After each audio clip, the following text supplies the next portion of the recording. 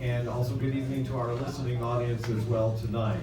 And we are glad to have you with us. We're going to be having the candidate forum, and it's being sponsored by the Lenawee County NAACP. Before we go any farther, I'd like to introduce to you to the president of the Lenawee NAACP, Jeanette Henagan. Jeanette.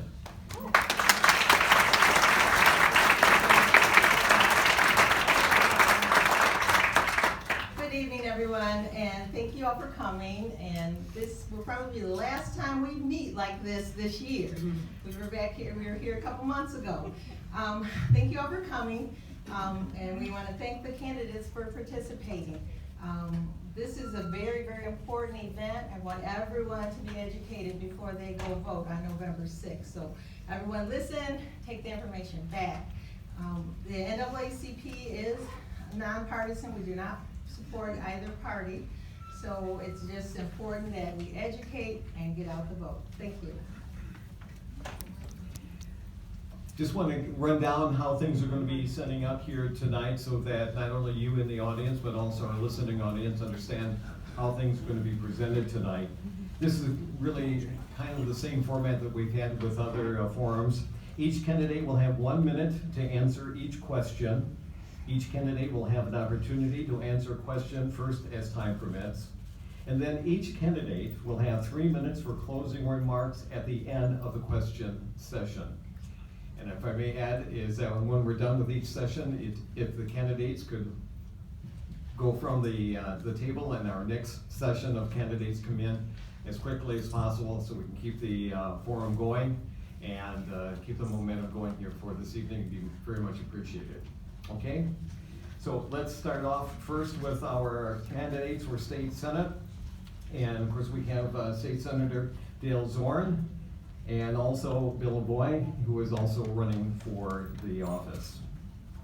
So here we go with our first question, and we're going to start with Senator Zorn with this one. What professional accomplishments, unique qualifications, and character traits do you possess that would make you the best choice for the 17th District State Senate seat? Thank you, that's a great question. First and foremost, I've been very active in the community, both in Monroe and Lenawee County all my life. And own a business, and have a family, have been involved in community service and public service. This is my 38th continuous elected year that I'm finishing. It all started in local government, township government, and in county government, where I think that was the best training that one could ever get for to go to the legislature. But it's all about our lives and how we lead them. It's about what we learn throughout our life. It's about life's experiences. And I think as we all get older, our life's experiences get more grander. Thank you. Bill, same question. Thank you. My period of time that I've been politically active is a lot shorter than Dale's. I am a former state representative from the Monroe area and a little bit of Southern Wayne County for 4 years, from 2013 through 2016. But that being said, I was very active in service clubs. I'm currently a member of the Monroe Rotary Club, been there a past president years ago. Also, I'm raising 2 daughters in a family currently. Carolyn is 10, Grace is 15, and then I'm also taking care of my father, who's 84, who's starting to have some signs of Alzheimer's. All of those are stresses on families, and I think that I've also been pretty active, not as much politically, but more on the side of doing public service. I ran a nonprofit organization called Monroe Public Access Cable Television, and what I did there was taught people to actually use public access stuff to get their message out. So, and I'm being stopped.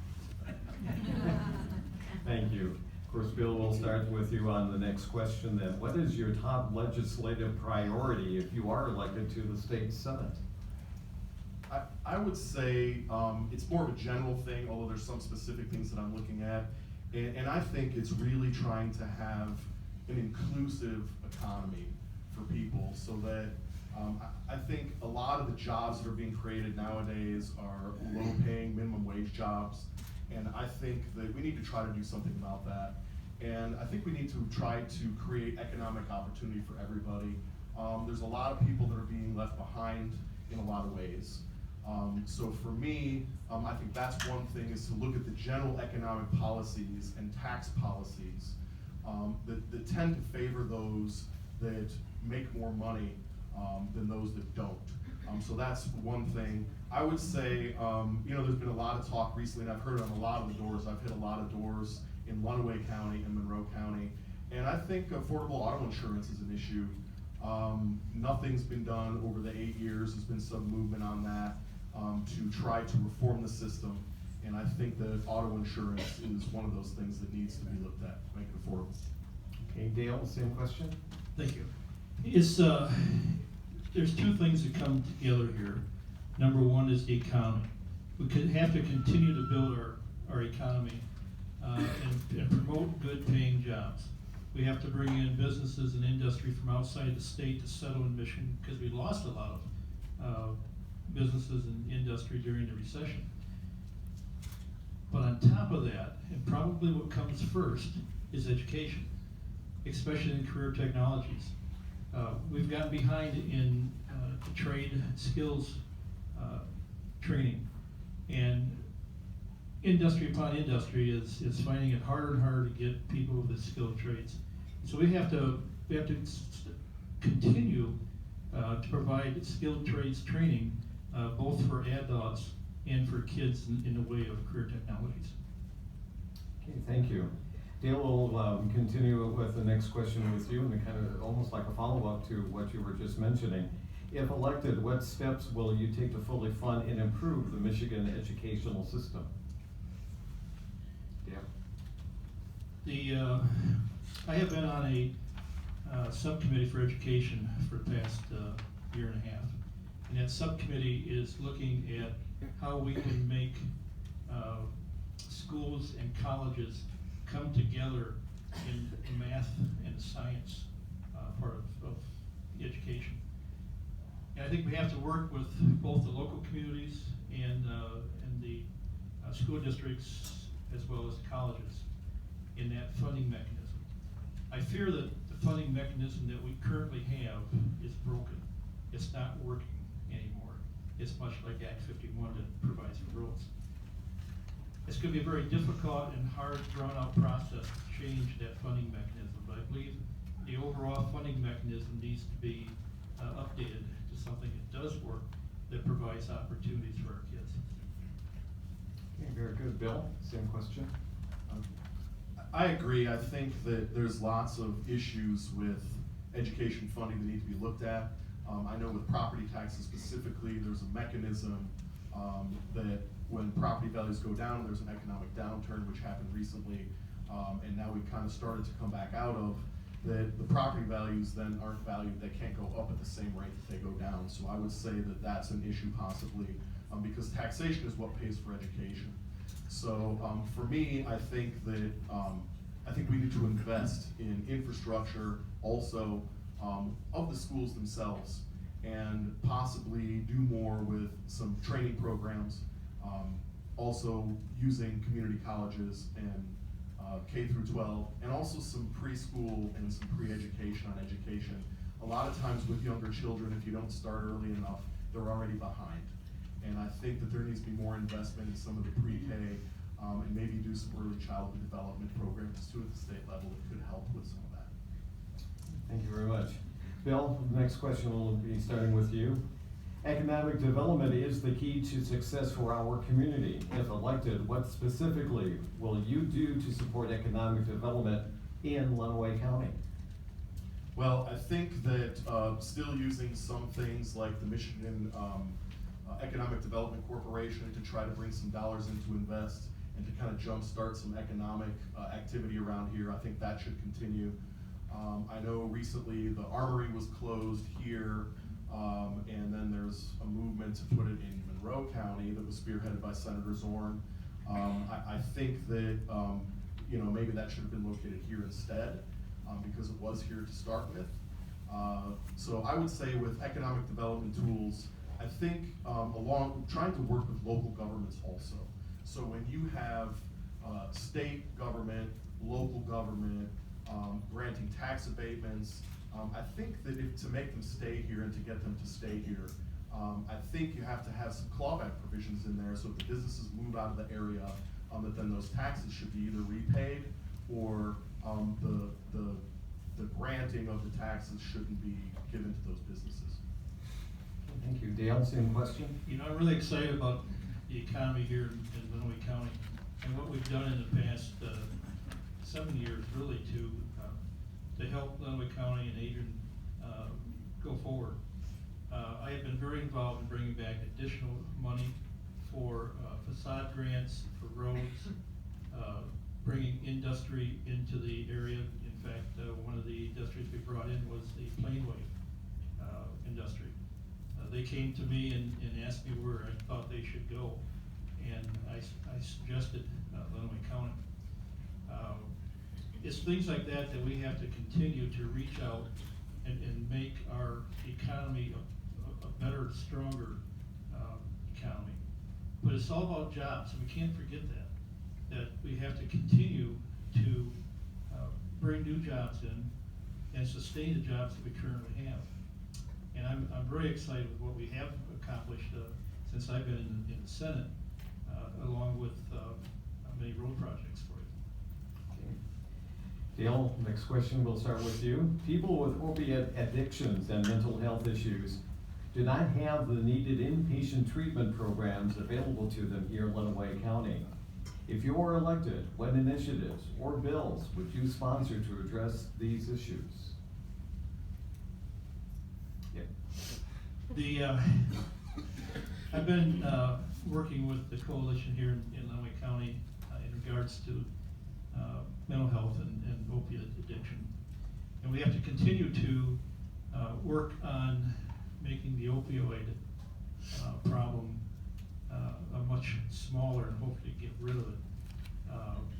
But it's gonna take a lot of work with the mental health facilities that we have. It is a mental health issue, and we need to look at it much stronger and get mental health involved in a much earlier time. I was just at a mental health meeting this morning concerning opiates. And what I have found through that meeting and several others is that the mental health system that we have just doesn't work. And we need to make that system a much stronger system so we can get to people much quicker. Okay, thank you, Dale. Bill, same question, please. Yes, so I can actually point to something when I was in the legislature. I had received an award. I didn't get very many awards when I was there. I was only there 4 years and I was in the minority. But I was a champion for change, and that was given by the Monroe County Substance Abuse Coalition. And that was for my work that I had started with starting some of the meetings with the stakeholders in the state to upgrade the Michigan automated prescription system. We had found that it was, and I actually worked with a doctor in the Newport, Michigan area, and we started the meetings, and he wanted to show me what MAPS was like, because I think that with some of this is trying to identify the people that have problems, and my kind of way to do it is through people that were abusing prescription narcotics. So we started to have meetings, the Department of Technology Management budget, and they wanted $3 million. They ended up getting $4 million just at the end of last year to upgrade the MAP system to help identify people that have those issues and hopefully to get them help. I would hope that kind of thing would continue to try and spend some money to help alleviate this problem. Right. Bill, our next question will be starting with you. Cities in Lenawee County have aging infrastructure. The city water and sewer systems are in need of repair and or replaced in most cities and townships. As a state representative, how would you help local governments to get this done to avoid similar situations as the city of Flint has experienced? I think it's time to invest in our infrastructure here. All the time with this kind of thing, you have to pay for it. So that's always the issue, is how do you pay for it? I think the state being the bigger government entity should probably start to offer some grants for some of this, and maybe even do some bonding to invest in our infrastructure, both for business purposes and for public safety issues. I think that we've let our infrastructure go for too long in Michigan and in other states, so I think it's time to try to invest in that. Bonding is a way to try to borrow some of the money now with the idea that it would be paid back later. You can get it at more favorable interest rates, and I think that might be a way to do it. I also believe we need to pay our bills, but with interest rates lower now but on the rise, this might be a way to actually pay for some of those infrastructure improvements for the cities and hopefully invest in our future. Thank you. Dale, same question. First and foremost, we know we have a problem across the state with infrastructure, no matter if it's water, sewer, or roads. So what we need to do very first and up front is to get an inventory of the problems that we have throughout the state, and then address those problems. And addressing those problems is gonna take a lot of money. Bonding is one way to go, but you have to remember it'd be a very long bond, and it'd be a very expensive bond. So what we have to do is put together the cost factor of what the communities need, and then come back and look at it as a complete structure that we have to repair throughout the state, and then go from there with, we absolutely would have to get the federal government involved, the EPA, and look for some grant money to do that, because it's gonna be in the billions upon billions upon billions of dollars to repair the infrastructure like that. But it is something that we absolutely need to look at, but we need to get that inventory first. Thank you. Dale, next question, we'll start with you, and this is kind of like almost a follow-up to the last question. Maybe more specific, what are your ideas for repairing the crumbling streets, roads, and bridges that we do have here in Michigan? I've been very fortunate to bring additional money back to the district. Weston Road was one of them that received $5 million in state funding. Occidental Highway was another. And we've done the same thing over in Monroe County too. As I said before, the Act 51 fund doesn't seem to work anymore and it needs to be fixed. But in the meantime, additional money coming in to do complete projects is beneficial to the community and to your road commission. Because every $5 million additional that I can bring back to you frees up $5 million in their budget to put in other roads. So it's very important to bring in additional money, but it's not all about money.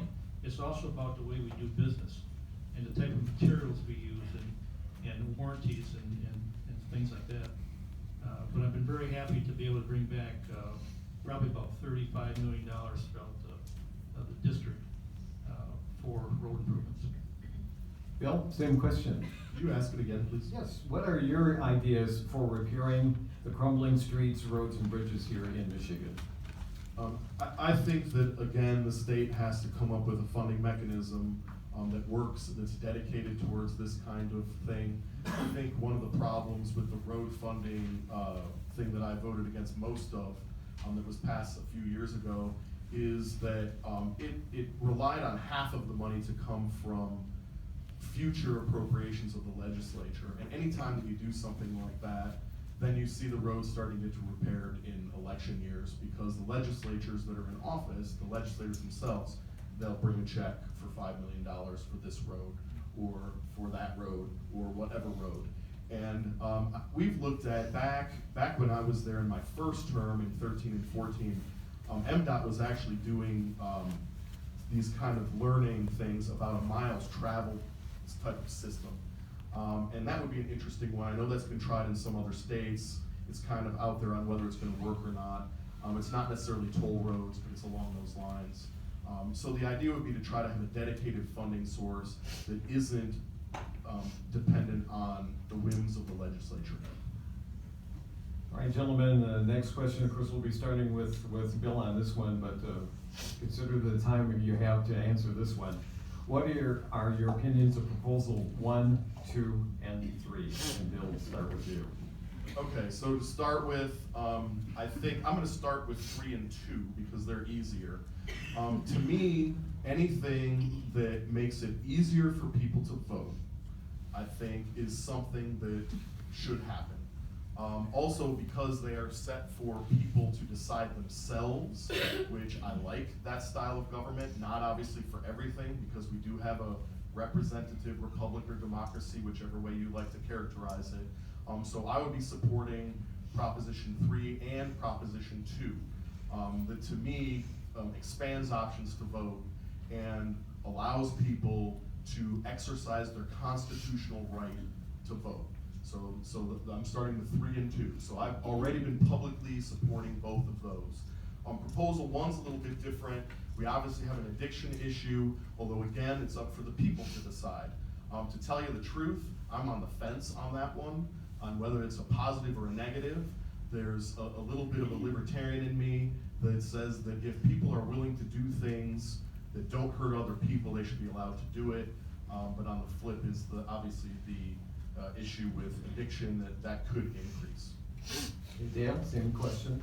Can I have a question? Sure, what is your opinion of Proposal 1, 2, and 3? Pretty simple. I don't believe that having a committee to put together and create the boundaries for districts is gonna work, because even though they say it's gonna be nonpartisan, what's nonpartisan?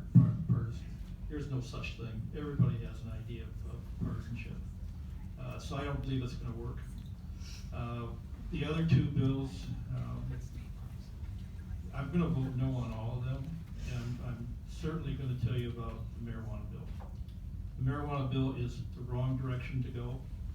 I don't think there's a right direction when it comes to drugs that's gonna affect our kids, and that's exactly what's gonna happen, is our kids are already being affected with medical marijuana going to school. Not because they're taking it, but because their parents are, and they can smell it. So it's a big problem with our kids in school. And what I think we need to do is we need to fix the opioid problem and the drug problem, and that's not putting out more drugs. Our next question, we're going to be starting with Dale on this one. Of course, we appreciate you for wanting to serve as public servants. The key takeaway from last week's IPCC report on climate change is that we need to cut carbon emissions as much as possible and as fast as possible. This report is backed by more than 6,000 scientific references and the contribution of thousands of expert reviewers worldwide. So, in your opinion, how do you think we can best transition to a clean energy economy? I think we already started with our energy bill that we passed a couple years ago. It's an all-in type energy policy. That means we're using wind, we're using solar. It's no one energy can provide all our needs. So we have to be able to use everything that's out there. And I'm very happy to say that I was just endorsed by a clean energy organization. And I think it's because of the bill that we passed last year, 2 years ago, included an amendment of mine that increased renewable use by 5%. And it's all of everything that we have to use for energy, because we know that coal is probably going away entirely. And we need to look at other ways on how to replace that manufacturer. Bill, same question, please. I was also there. In fact, I was the minority vice chair of the Energy Policy Committee in the House when the policy passed. We tried to do it in the House, much along the same lines. I had the same amendments that he had. I was hoping for maybe a little bit higher percentage of renewables and energy that does not increase carbon emissions in the state of Michigan, but we were also under the complete control of one party that tends not to believe in that most of the time. So for me, I think that whether it's man-made or not, whether it's a natural cycle or not, we need to do something to try to reduce carbon emissions. So how do we do that? Do we do it with a mandate? Do we do it with an integrated resource planning process, which was in the bills that were passed out of the Senate and then the House and eventually signed by the governor at the end of 2016? I think it's all the above with some of those. You need to have some enforcement regulation. You need to have some economic incentives to do this, like energy efficiency. Thank you. That went fast. We're now going to go for closing remarks, and we'll start with Bill on closing remarks. Bill LaVoy. Okay, so I did talk a little bit about myself, and the 1 minute, by the way, is pretty short to answer these questions. I know that's kind of a standard here. I encourage everyone to look at our voting records. I have one that's only for 4 years. His is for a little bit longer. He's been in the legislature for 8. And look at some of the things that we actually vote for. You can look me up. I've had a public life for 4 years of the last 6. And of course, then when you start the campaign, you have a pretty public life also.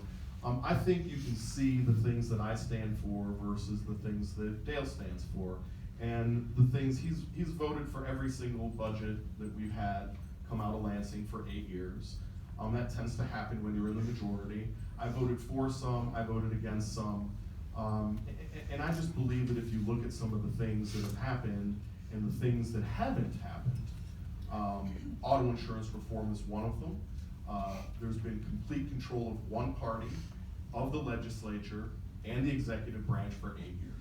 So if you think that everything is being done that should be being done, you know, that's wonderful, and maybe you should continue to vote for the people that were there for that 8 years. If not, I think you should take a look at other candidates that are running, including me, and what we're willing to do to try to find bipartisan solutions to things.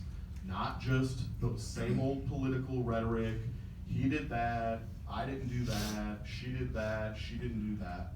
And look at people that are willing to reach across the aisle to actually make decisions that help people and help us represent the communities that we're elected to represent. So I want to start with that. A little bit more about my family. I talked a little bit about it before. I'm raising 2 young daughters.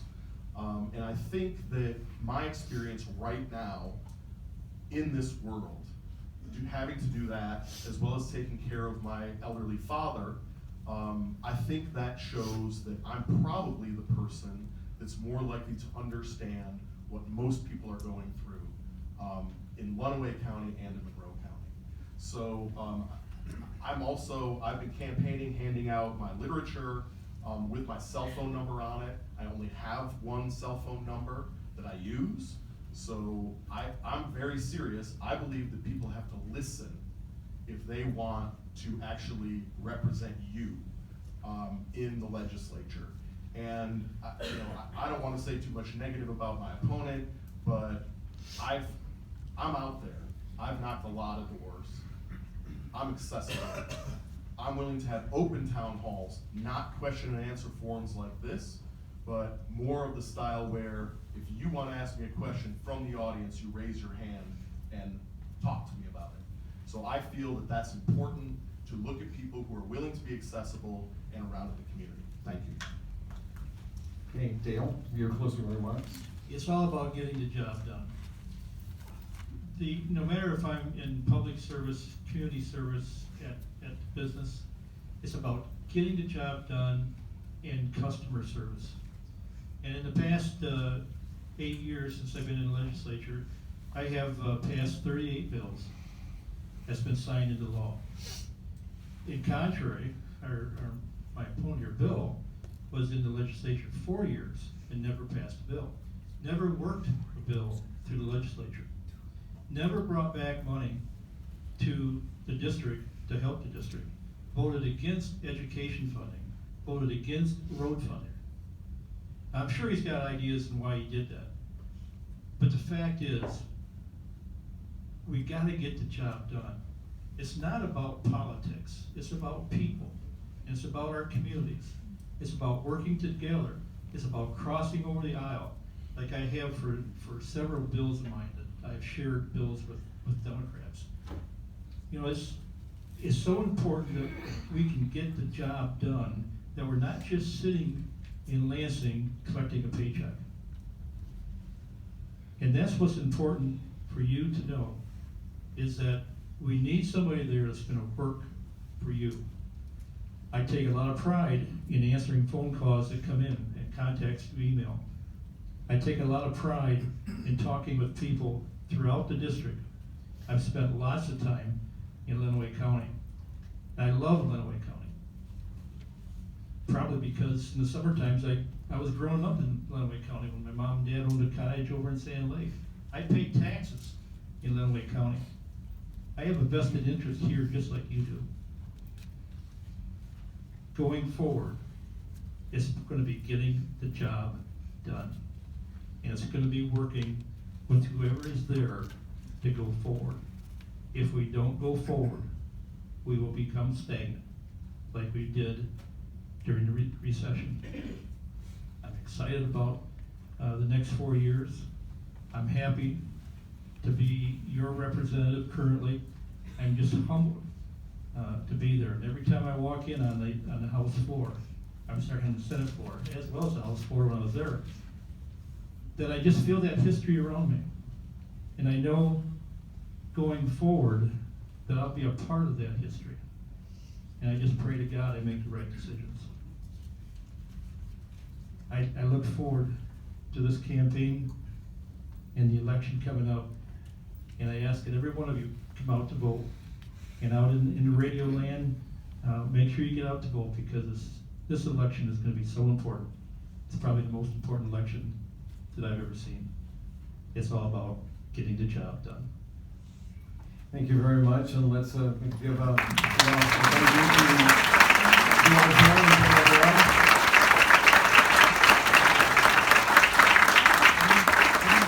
Next up, we're going to have our candidates for Congress, so we can make a quick transition between the two. You're listening to the candidate forum, sponsored by the Lenawee County NAACP on 103.9 of WLEN. We have the candidates for Congress coming up, followed by the candidates for Lenawee Probate Judge, and the candidates for the state representative as well. So we do hope that you can stay with us. A lot of great information is still to come your way.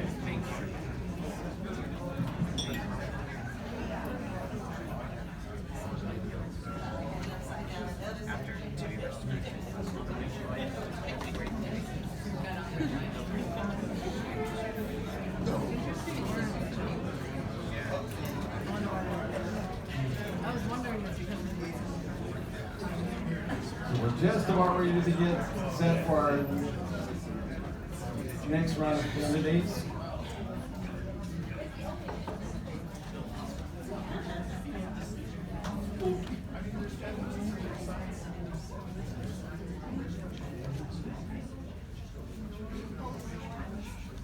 And I think we're just about ready.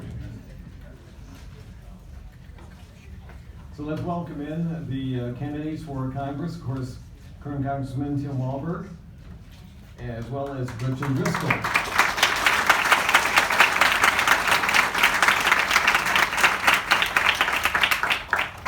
Same rules apply. Okay, so let's get right to it. The first question we'll start off with Tim on this one. And what professional accomplishments, unique qualifications, and character traits do you possess that will make you the best choice for the 7th District Congressional seat? Well, thank you, Dale, for that question, and thanks to each of you for coming out tonight. This is the way our Republican democracy is run, so thanks for being here. I've lived here for 40 years of my life, raised my 3 kids here, bring my grandkids back here to this district. I've had the privilege of pastoring in this community. I had the privilege of representing Lenawee County in the State House for 16 years. Had opportunity to work as president of a private operating foundation that dealt with community impact, both education and developing communities in this district. I've had the opportunity now to represent Lenawee County as well as the rest of the 7 counties of this district in the U.S. Congress now into my 5th term. I'm a father, a husband, I'm a Christian. I was a pastor. Had plenty of opportunities to work in jobs that made me understand the working environment, whether it's steel mills or you name it. But it's those things, I think, that allow me to at least share as a representative for you. Okay, Gretchen, same question? Oh, it's great to be here tonight, and I just wanted to let you know that a little bit about my background. I'm a mom, grandma now, and I've been a small town mayor for quite a while. In the past, I was the mayor of Siena, and I'm also, my son is in the Navy, so I have a pretty broad spectrum of different life experiences. I can really relate with former Rep. Bill LaVoy, because my mom also had dementia. She's passed now, but that's a real hard time to go through for a family member. So, you know, I've been, just like Congressman Walberg, experienced life, and I think what's really important is I learned to work alongside folks in my community in Siena. That's how I got involved, and ended up running for office as a community volunteer. And I learned to work alongside people from all different backgrounds and make the community work for the people in the community. So that's what I do. I do it well. I'm looking forward to having an opportunity to do it again. Thank you. All right, thank you. And our next question, we'll start off with Gretchen. What is your opinion of the current administration's policies regarding climate change and environmental issues? Well, I think we all know that climate change is significantly impacting our communities, and I actually visited with some farmers here in the district, and they told me about the struggles they've had with agriculture economy, whether or not we're talking about droughts or early frost with early buds on a tree. So climate change is really impacting not only all over our country with hurricanes and wildfires, it's also impacting here in Michigan. A lot of people don't really think about that because we're relatively protected, but it is a really, really important issue that we have to deal with moving forward. And I know that we have ways of addressing that by investing in renewable energy.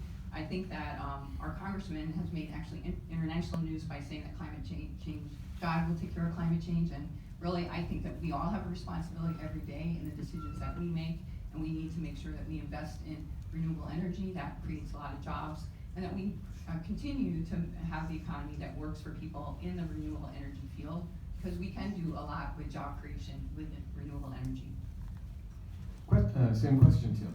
Well, I'm proud of the fact that I do believe in God, and God created this great universe, and He wants us to be stewards, good stewards of this universe. And so I love the outdoors. I love nature.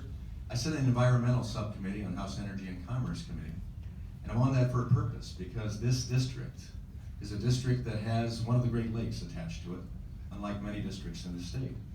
We're responsible for that, and that's why I've been rapidly involved in every way, shape, and form with the Great Lakes Restoration Initiative, making sure that happens, working on all of the environmental concerns, working with my Democrat colleagues on the Flint issue, co-sponsoring legislation for that. I believe we're to be stewards, but I appreciate this president saying, wait a second, America has come a long way in doing what we need to do. China and some of the other countries haven't. So when we get a Paris Climate Accord that they're not going to deal with, and we found that out just recently, finding out the countries aren't putting the money in they said they would put in, and expecting America to do it, and I'm glad this president moved us away from that and allows us to do things best for ourselves. Next question, we'll start with you, Tim. What is your opinion of the current U.S. Immigration policies? What suggestions or ideas do you have that would assure that the political and socioeconomic concerns of Americans are addressed, as well as protecting the human rights of the immigrants, especially the children, and provide them with opportunities to earn the right of American citizenship? Wow, that's a question and a half. I don't think any child should be separated from their parents. That's why I think we need immigration reform, immigration law reform, that first and foremost respects the rights and privilege of the United States citizenship. Make sure that our borders are secure, so that we have the opportunity to have a border that people, if they want to come to the United States for the appropriate reasons, and that's freedom, the American way, capitalism, all of the rest, that gives them the American dream opportunity, or for security, they can come through the borders, pass the question, love America, and be accepted in. We have too large of a bureaucratic immigration law, but the worst thing we had for too many years, we didn't follow the law. We made it more difficult for people who want to be law-abiding. And ultimately then we had administrations that let people come in regardless of the law. And so we were fraught with all sorts of problems. That has to change. I've been part of that solution in co-sponsoring legislation and voting for legislation to make sure that we do the right thing by all the people. Thank you. Next question, we'll start with Gretchen. What is your opinion of the current Social Security? Oh, I'm sorry. Oh, I'm sorry, Gretchen, I'm sorry. Got ahead of myself, my bad, I'm sorry. My apologies. Well, I support comprehensive immigration reform, and Congressman Walberg may have a bill that he's introduced or been part of that was to address DACA, but it's really a sham bill. It doesn't really address what we need to address, which is making sure that our children have a path to legal status. And I think that's work that we need to do in a bipartisan way. I know that we're talking right now about some legislation that has passed this year, but the history of the congressman has not been supportive of having a path to citizenship for our citizens, for our children in particular. We definitely need to secure the border, but there are ways to secure it without spending billions of dollars that would, we could use that in a better way and not have to spend billions of dollars to do that. So we should be using that money for technology and giving the tools to the people that are trying to take care of the people that are coming through in a way, a legal manner, and give them the opportunity for success like we all had when our heritage and our family members came through, because I'm sure most of the people in this room come from a family that came from outside the United States borders. Okay, now our next question. Again, my apologies. Gretchen, what is your opinion of the current Social Security and Medicare system, and what improvements or changes do you think are needed? Well, I will tell you that I hear every day from seniors that are really, really, really concerned about what's happening with Social Security and Medicare. We know that the tax bill caused an incredible skyrocketing deficit, trillions of dollars, and people are really worried. I talk to seniors every day who say, I've heard that the speaker talked about cutting Social Security and Medicare in order to cover that deficit. Number one, I don't understand why we had to create the deficit in the first place without getting infrastructure here in our district and in our communities. And number two, you know, if you work hard and you save your money and you pay into Social Security, you should not be having that called an entitlement. I think that's incredibly offensive. It's not an entitlement, it's income and retirement. So I just want people to know that I consider that, you know, something that we need to protect and make sure that we don't play these monkey games with the things that people work so hard, the money that people work so hard to keep in.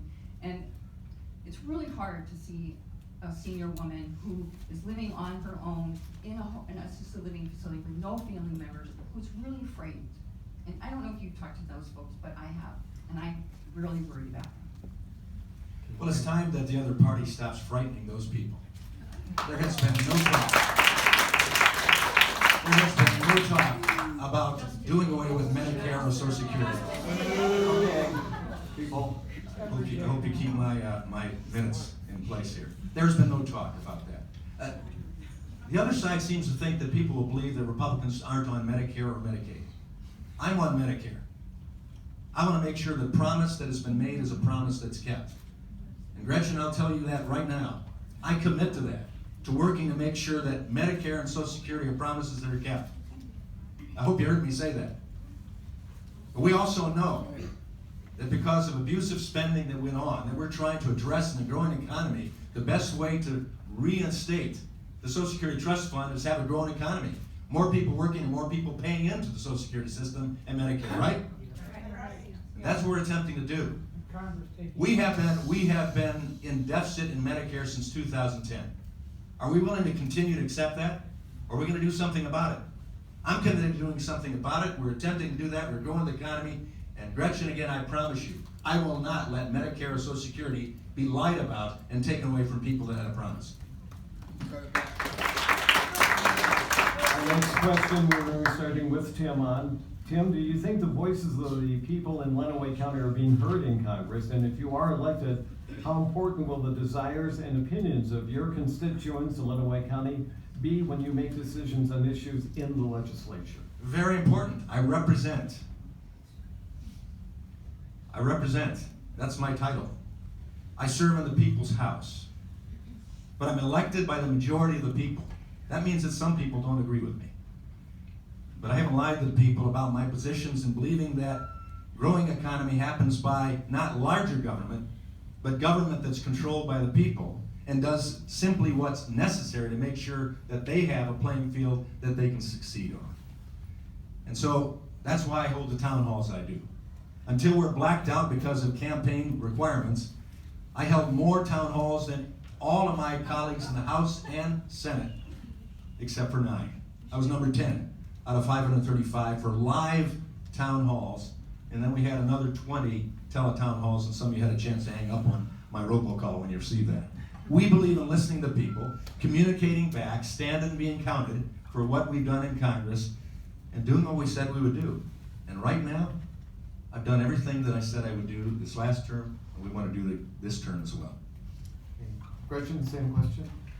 Well, first of all, I'd like to clarify that the leader of the House did say that he wanted to cut Social Security and Medicare in light of the deficit that was created by the tax bill. That is in the news, and you can all look it up. So I'm glad to hear that, Mr. Walberg will continue to protect Social Security, because that means he's gonna have to vote against leadership. And then as far as being accessible, I know what accessible and listening is. I was the mayor's lead for 14 years. When I went to the grocery store to get a gallon of milk, it took me about an hour, because so many people had questions about what was happening in our town. And it continued when I was a state rep. So I know what it's like to be accessible, I know what it's like to listen, and also I know what it's like to respect a different point of view. I've heard a lot about Congressman Walberg's town halls. I've had a lot of complaints from people that say he doesn't take their questions, and he doesn't let follow-up questions be answered, and people are really frustrated. And I don't blame them for being frustrated with government, because government is a representative of all the people in this room. And we do have diverse opinions, and I know that Congressman Walberg and I have diverse opinions on certain issues. But we need to learn to agree to disagree on occasion and respect each other in that process. And that's something the whole community, across the communities, need to do. Thank you. Our next question, we'll start with Gretchen on this one. People with mental health issues and opioid addictions do not have the needed inpatient treatment programs available to them here in Lenawee County. As a congressperson, how would you assist Lenawee County in addressing these issues? Well, first of all, we need to have started this process a long time ago.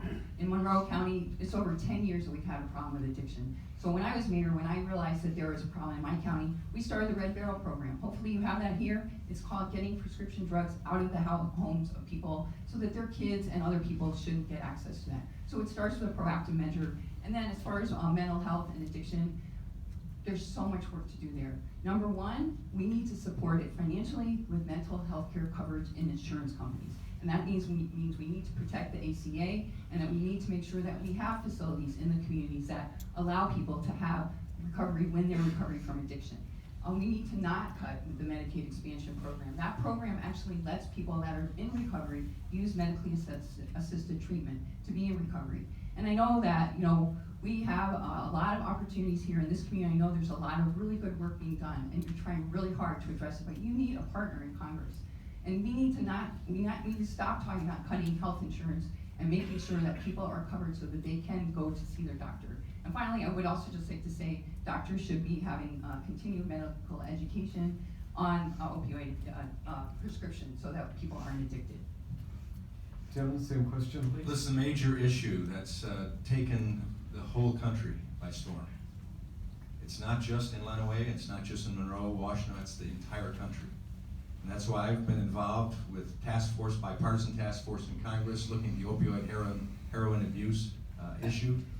From that, we've had the opportunity to vote on 70 bills, a 70 bill package, dealing with everything from education to law enforcement to pharmaceuticals to funding for the centers that you're talking about that we need, to get those in grant form on the ground to help local communities as they establish those partnerships that will make those successful. In fact, next week, I believe it's the 24th, I'll be flying to Washington, I trust, to have a bill signing with the president. 2 of the bills in that 70 bill package were my bills that I was privileged to have as my prime original co-sponsor, Debbie Dingell. A bipartisan piece of legislation dealing with making sure that we don't make mistakes with recovering individuals who are in surgery, then are given opioids in their recovery and they die from it, and hospice care to make sure that we get those drugs out of the home when the person has passed on. Thank you. Our next question, we will start with you, Tim. What is your opinion of the services and attention that Puerto Rico has received from the U.S. to recover from the devastating hurricane And what is your opinion regarding Puerto Rico being granted statehood and becoming the 51st state in the Union? Well, I think that again is up to the people. There's the jury is out with Puerto Rican citizens as well as to what they want to be. There's a process by which we determine what is best in regards to the entire country. And that has to be crossed in order to make that happen. But I think we've stepped in with Puerto Rico attempting to fix some things that went wrong and weren't addressed earlier on.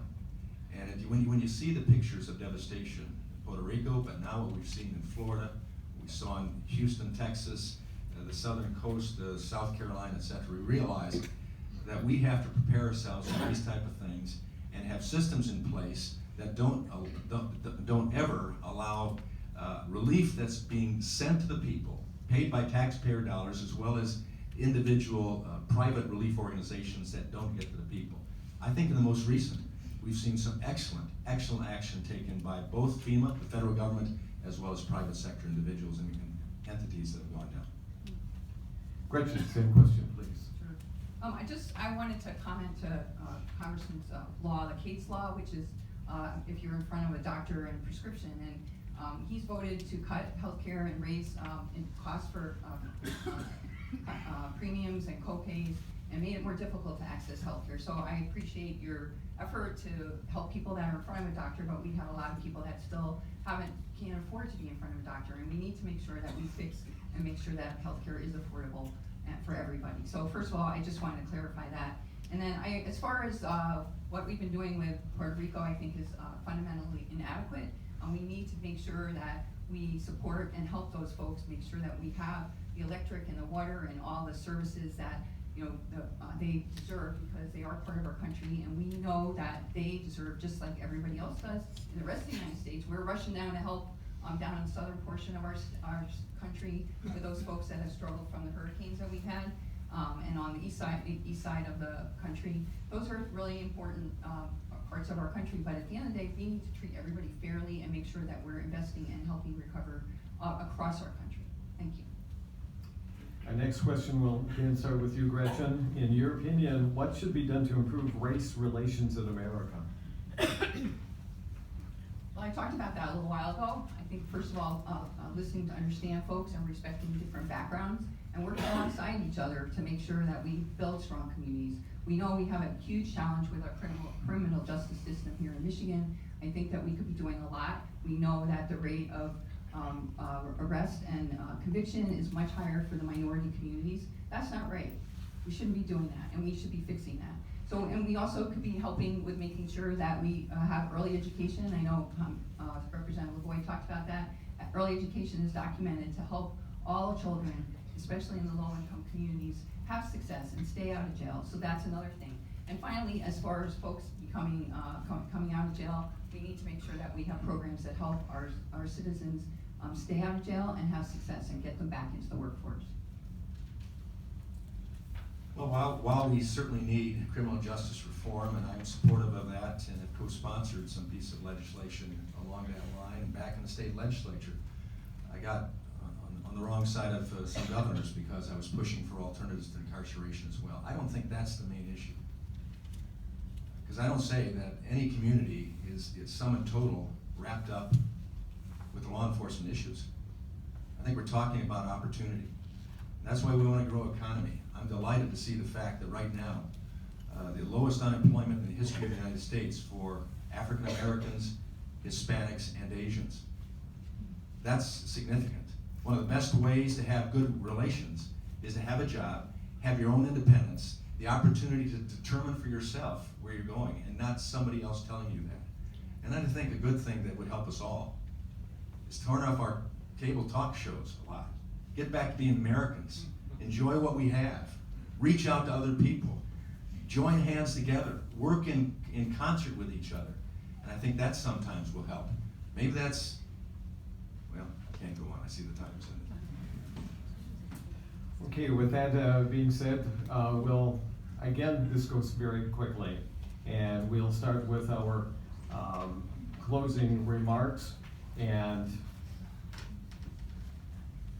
since we started it off with Tim, we'll start off with the closing remarks with Gretchen then.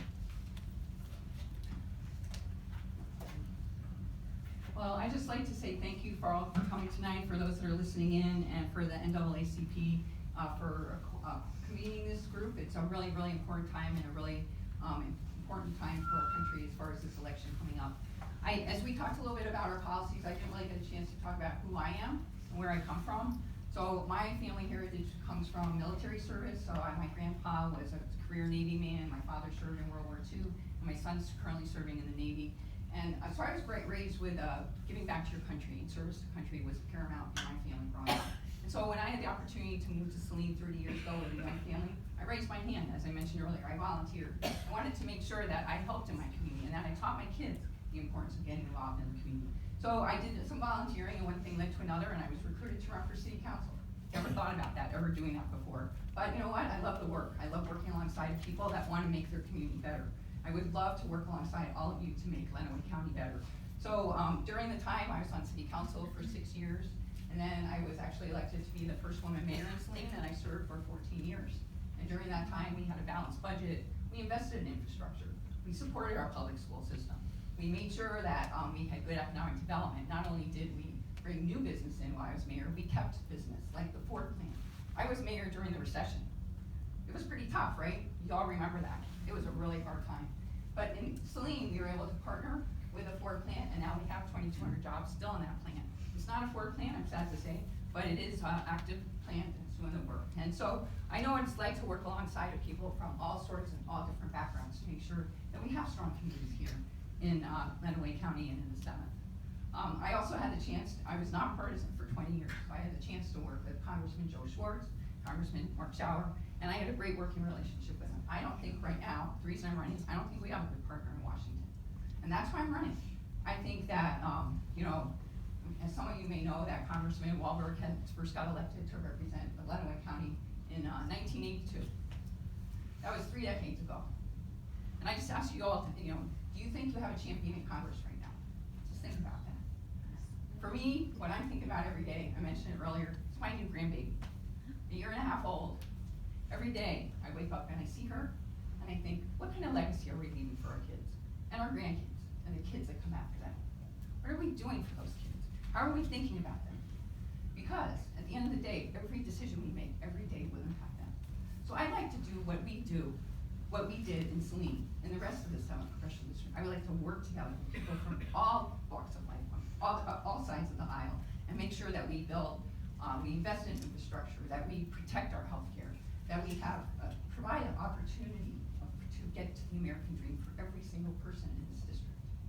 So in November, we have a choice to make. We can make the choice of Washington politics as usual, or a real change that would be a voice for the people. I hope I know your vote.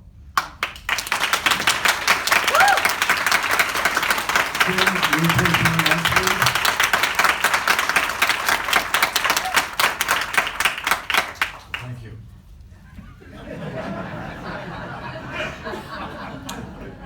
I want you to know that both Gretchen and I believe in America.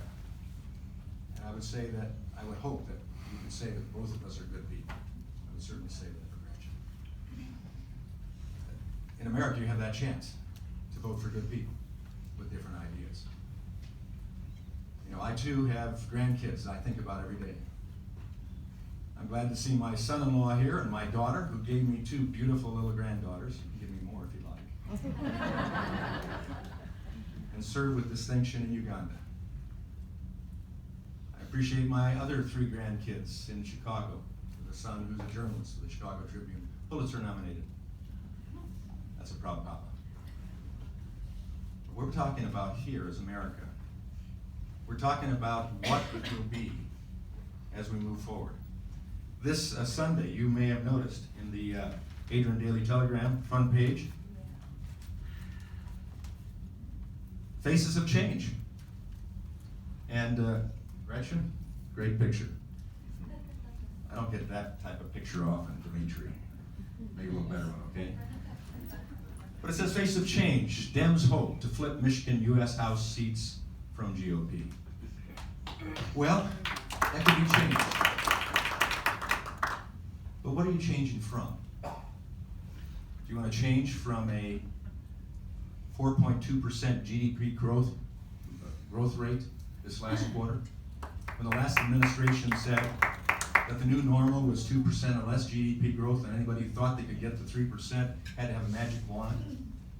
I like 4.2. Do you want to change from that? Do you want to change from the lowest unemployment numbers in 50 years, since I graduated from high school, 1969? Do you want to change from that? Do you want to change from the fact that we're being listened to in the world now and the trade negotiations are working for America first? And we're seeing that actually happen? Do you want to change? Do you want to change from the fact that we have now education opportunities, training people for real world jobs, putting incentive on career and technical education, not just a 4-year degree, but jobs that we need, that we've let go for too long, and we don't have people to fill the jobs. There are more jobs going running now than people filling them. Do we want that? Do we want to continue expanding food stamps, as the last president did, to the highest in history? Or do we want to see now that we're reducing that? Why? Because people are going back to work. Now, you may want change, this that's talked of here. Now, Dimitri, I hope this next Sunday there'll be another set of pictures of people that want to progress. And that's where I want to be. I want to keep moving forward so that America's people have the choices to make changes in their lives that they determine are best for their lives, and not big government saying that. I won't back down from that. I've never said that I would back down from that, and I hope you give me the chance to represent you again in the 116th Congress. Thank you.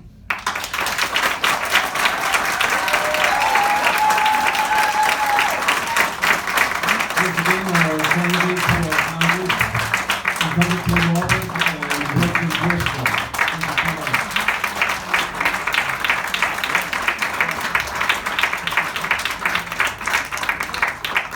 And we are going to be having our candidates for Lenawee Probate Judge, so we're going to have our candidates come down and sit at the table as we make the transition here.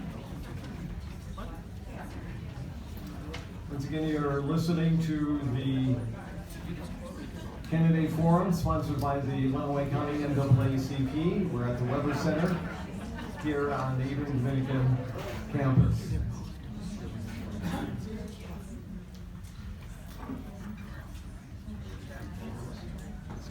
And one thing, since we are live, there's one thing I need to do to keep us legal. This is WLEN in Adrian. Thank you for allowing me to do that. We want to stay on the air.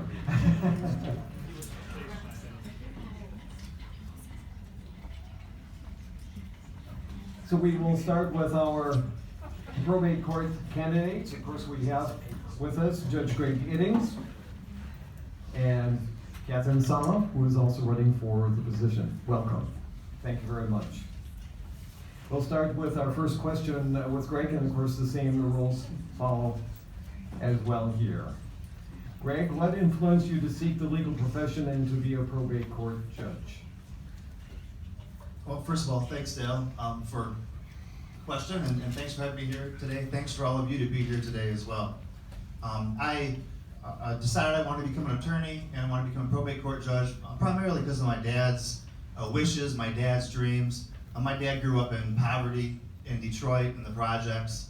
He was able to pull himself out of that condition by joining the Army and went to Korea, fought for our country, came back, was a successful businessman, a job creator.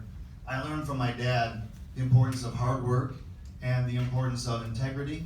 And then watching him and my mom run that small business really made me want to be a better person. So I was the first person in my family to ever go to college, first person in my family to graduate from college, and then I was able to go on, continue my studies, become a lawyer, and then ultimately, again, based on my dad's dream, my dad's hopes, one day become a judge. So that's essentially where my path was. Okay. Catherine, the same question. Thank you. So my father is an attorney, and he told me not to go into law.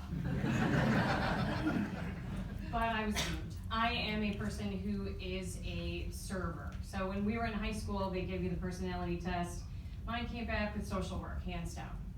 A lot of what my calling is in my practice is the people part of what I do. I have people in my office who come to me in crisis. They come to me looking for help. They come to me trying to navigate the legal system, and I have done everything in my power for the last 10 years as a litigator to do that for them.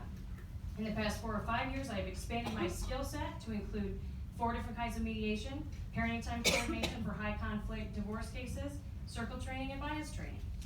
I've been trying to change the system from the inside out in order to make it better for our community. I'm sitting here today running for probate court judge because there's been a failure in leadership on the bench. I'm sorry, I cannot give a pass to 3 years of conduct that the Supreme Court finds that interfered with the administration of justice. I had and still have great respect for you, Judge, but the reason I'm sitting here running is because we need change in leadership and change in the process. Next question, we'll start with Catherine. What qualities or qualifications sets you apart from the other candidate? Again, I'm gonna go back to my practice and my experience representing my clients and my trainings in alternative ways to solve problems and to seek improvements for our community in general. I just gave you the litany of all my trainings. I wanna bring that to the bench. We have a family drug court in district court. We have a drug court in circuit court. We have improvements across the board in different courts around the county that are not taking place in Lenawee. We need mediation. We need mediation for every case, including probate court cases. And we need it now because it gives people a voice in the process and it gives them a say in the outcome. Those are changes that are necessary for progress. Thank you. Greg? I'm sorry, did I hear the question again? Yeah, what qualities or qualifications sets you apart from the other candidate? Well, I'm gonna have to go back to my family. I've got my wife here today who's been my partner for over 30 years. I have 2 wonderful children who have also provided the experience. As a probate court judge, I also manage the family court docket, so it's important that you understand family. I've got 2 wonderful children. My daughter's doing community service work in Washington, D.C. as an attorney. My son is a wonderful artist. He's the one that made those video testimonials you'll see on my website if you go and look there. So I think that having that experience with my family is very important. My parents were also generous enough when they were looking to grow their family to adopt a child. And they adopted me when I was an infant. And that experience gives me a special connection to all the children that come before me, all the families that come before me when I hear these cases, because I was adopted myself. And I understand where they're coming from, I understand the importance of family, and that experience really helps inform my decisions and what I do as your probate court judge. And our next question, we'll again start with you, Greg. What constitutes good judicial temperament? And explain why you feel you possess this quality. Well, I think that a good judicial temperament is, of course, being kind to people that come in front of you. Ms. Sala has some great ideas about mediation. And I agree with mediation. We use mediation extensively in our court. I don't get the full credit for that. That really goes back to Judge Jameson, who was a champion for balanced and restorative justice practices in Lenawee County. I'm just continuing what he did back in the day. But mostly what we do as probate court is we have people come in front of us and we guide them through the process. We accept what they testified to. We take that information. If they meet the statutory requirements, then we can grant them the relief that they're requesting. There's no need in those cases for mediation. There's a need for a judge who's going to listen to them, who's going to hear them out, who's going to be prepared, who's going to be timely, and is going to give them a good decision. I think that's one of the things that I do best as probate court judge. Catherine? Thank you. The most important thing about being on the bench is listening. And I've learned that over and over again in my practice in representing clients. One of the things that is important to have as a judge is experience representing clients. The current leadership on the bench never had any experience whatsoever in probate court before he took that particular position. I have had that experience. I have represented parents, I have represented grandparents, I have been there on behalf of children, and I don't think that the bench has all the answers. I think putting the power into the hands of the people that have a stake in the process is very important. And when we hear words like, we use mediation extensively in probate court, there have only been 11 cases referred to our center since January of 2016. For anyone interested in the statistics, 9 out of 11 of those cases settled. And they settled with the voice of the people at the forefront of that process. So we need more creative problem solving from the bench, and we need good listening. Less talk. So I'm gonna stop.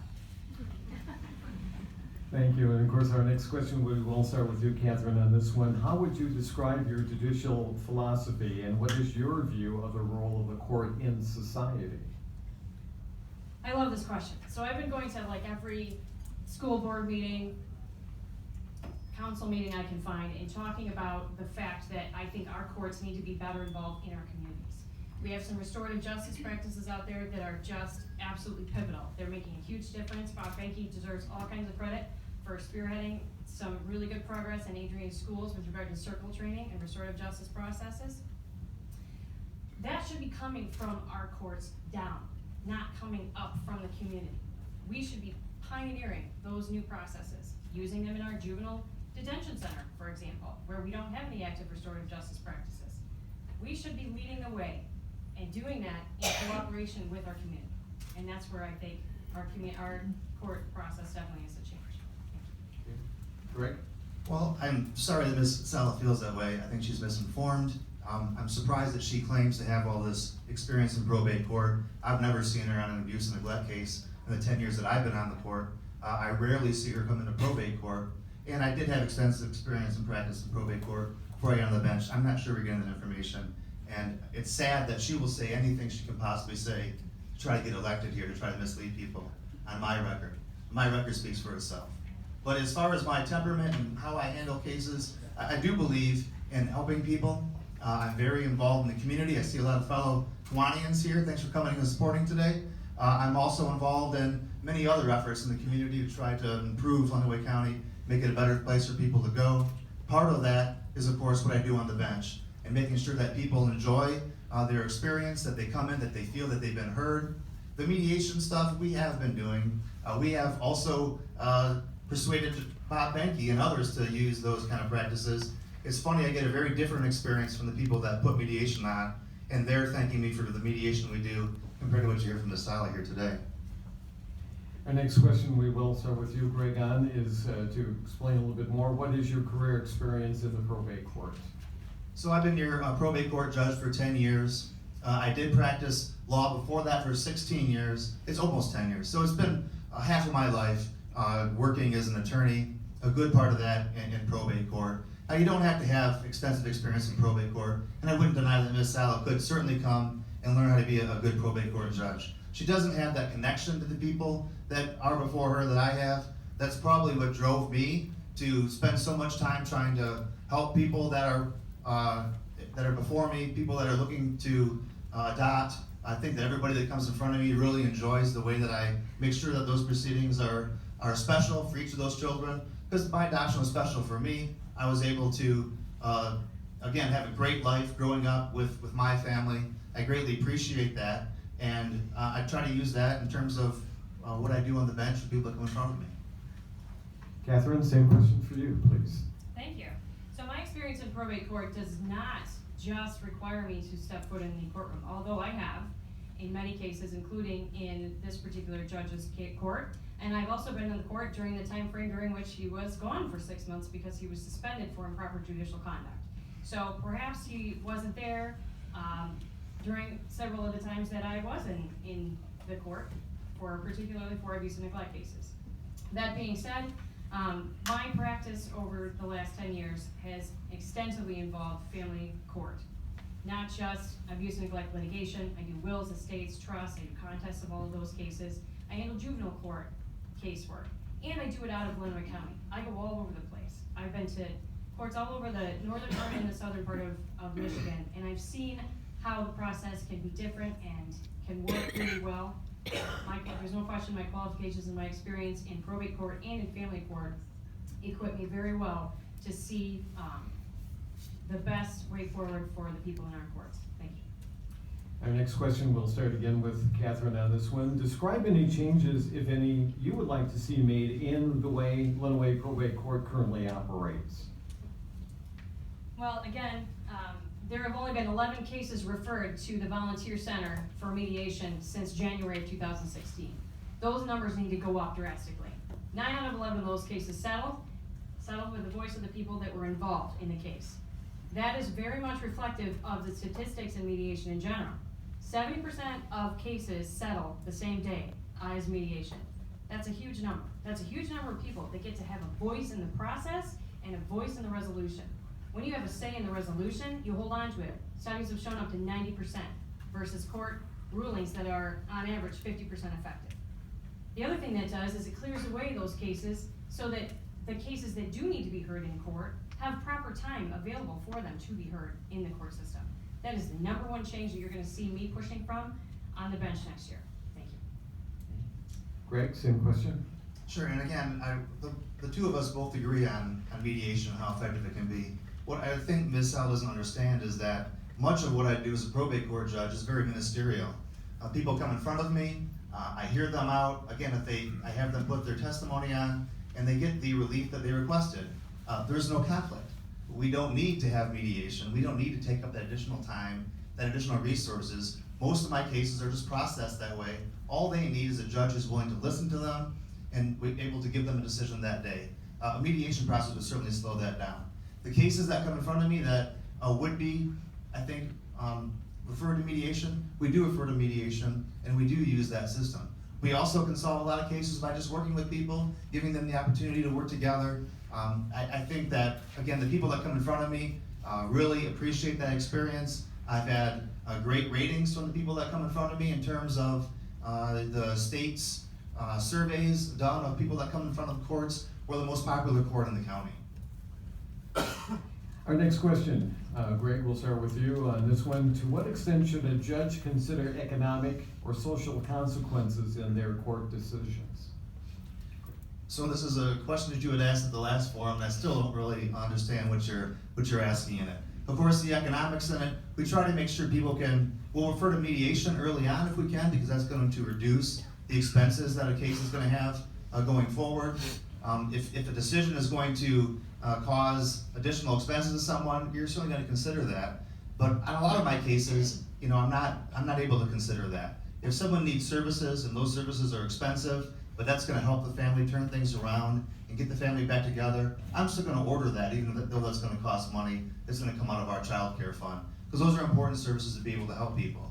If we're referring them to inpatient treatment for their substance abuse and they've got significant substance abuse problems, we're going to pay for that. We're going to make sure that they get the treatment they need to get them on the right path to get their kids back.